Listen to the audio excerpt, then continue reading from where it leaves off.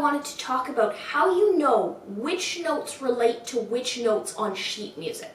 Because I know that can be confusing for a lot of people to know, okay, I've got all of these letter names on my piano keys, and then I've got all these notes on the page, which one relates to which? So the first thing you need to remember is that every single note on the piano and on the staff, on the paper, has its own spot.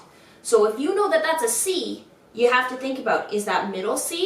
Is that a high C? Is it a higher C? So you have to keep track of its location to know which one is the right one to play. So if we start with middle C, you can see that middle C sits just underneath our treble clef staff with one line through it. It also sits just above our bass clef staff with a line through it.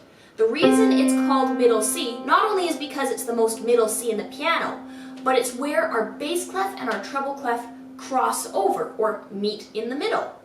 So that's our middle C.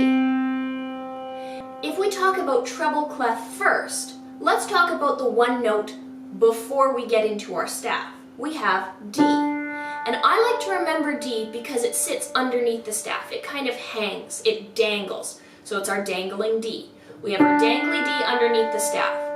And then we get into our notes on the staff.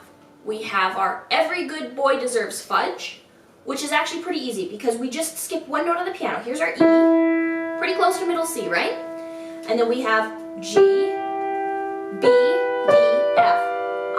And those are, that sounds pretty awful when you play them together. But those are all of our line notes for our treble clef.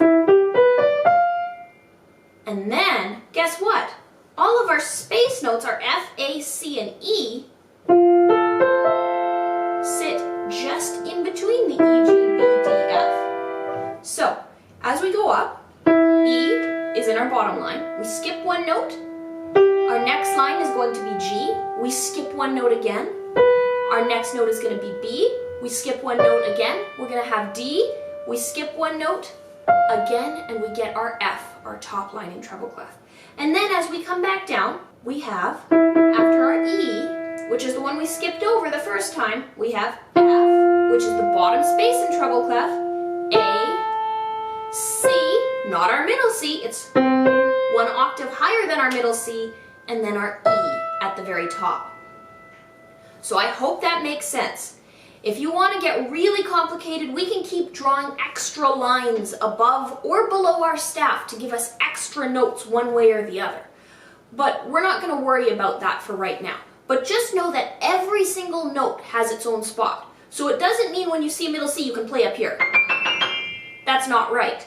It means they want you to play right at middle C. Or if you see the G in your treble clef, it doesn't mean we're playing down here, because that would be a bass clef G. So I like to think about everything between middle C and our C in the treble clef as kind of our middle treble notes. Then we have our treble C up to what we call our high C, which we don't want to play yet, but we'll get there. And then when we talk about our left hand notes, when we're coming down from our middle C, which is where our staffs cross over, if you remember, we have B, which sits just on top of the bass clef. And I think of it as a buzzing B, because it sits at the top of the staff. It's flying all by itself. B's are up high. So we have our B on top of our bass clef. And then we get into all of our line notes. And our line notes are good burgers deserve fries always, or you might know good boys deserve fun always, or some other acronym, but it's G, B, D, F, A. And we have those, I'm going to do them backwards, A, F, D, B, G. So then when we move forwards, I was just skipping notes as we move backwards. We have good burgers deserve fries always. Those are our line notes. And then if we go in between those ones, we get our space notes, and we have all cows eat grass. And then we have our B that sits above right next to our middle C, which sits on top. So those are all our space notes. All cows eat grass. So if you see a G in your bass clef, go, is it the G at the top of the staff? it must be this one, if it's the one in the space. If you see it as the one on the line, it's the one down here. If it sits really far away from middle C, it's probably going to be lower on the piano. If it sits really close, it's probably going to be nearby. So just keep those ideas in mind if you want to know which notes you're going to try and play on the piano. If you want any more tips and tricks on how to figure out which note relates to which key on the piano, or how to read music, or looking at patterns, just leave me a comment down below. I'm happy to do another video. If you have any other questions about music, songs you want to request, again, just let me know. I'm happy to do that.